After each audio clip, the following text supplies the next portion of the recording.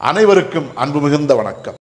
செல்வராமாயணம் என்னும் இலக்கண பாடல்களும் இலக்கிய சுவையும் கொண்ட புதிய ராமாயண காவியத்தை புனைய வைத்த என் இறைவன் ராமனை நன்றியுடன் வணங்கி மகிழ்கிறேன். செல்வராமாயணம் பருவம் 3 அயோத்தி பருவம், காலம் 8 பரதன் காலம். அன்னையர் ஆன்றோர் தவத்தோர் மற்றும் அனைவரின் நலத்தையும் தாயிடம் பரதன் கேட்டறிதல். பாடல் எண் 777.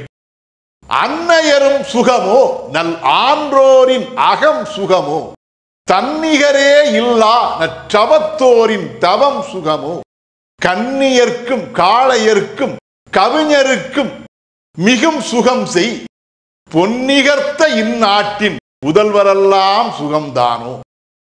இதுவே 777வது பாடல். இந்த பாடலுக்கான விளக்கத்தை காண்போம். அன்னையரும் சுகமோ நல் ஆன்றோரின் அகம் சுகமோ என்ற முதல் வரிக்கான விளக்கம். என் தாயே, எங்கள் அன்னையரான கோசலை, சுமித்திரை மற்றும் கைகேயி ஆகிய நீவிர் ஆகிய நீங்கள் யாவரும் சுகமாக இருக்கின்றீர்களா?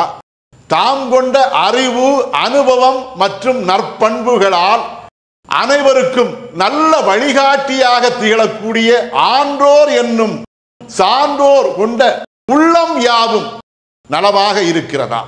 தன்னிகரே இல்லா நற்றவத்தோரின் தவம் சுகமோ, உலக நன்மைக்காக தன்னுடைய உடலை வருத்தி நற்றவம் செய்கின்ற தவத்தோரின் பணியானது மிகவும் மேன்மையானது.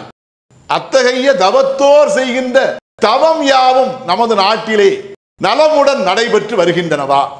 கன்னியர்க்கும் காளையர்க்கும் கவிஞருக்கும் மிகும் சுகம் செய், பொன்னிகர்த்த இந்நாட்டின் புதல்வரெல்லாம் சுகம்தானோ என்ற கடைசி 2 வரிகளுக்கான விளக்கம்.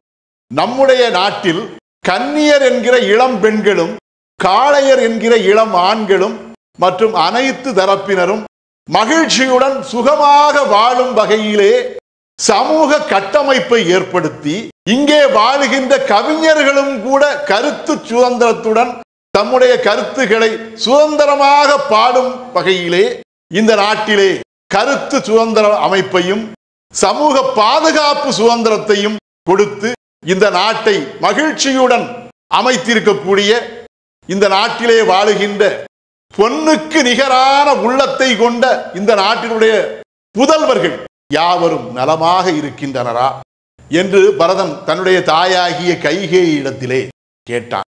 இதுவே 777வது பாடலுக்கான விளக்கம்.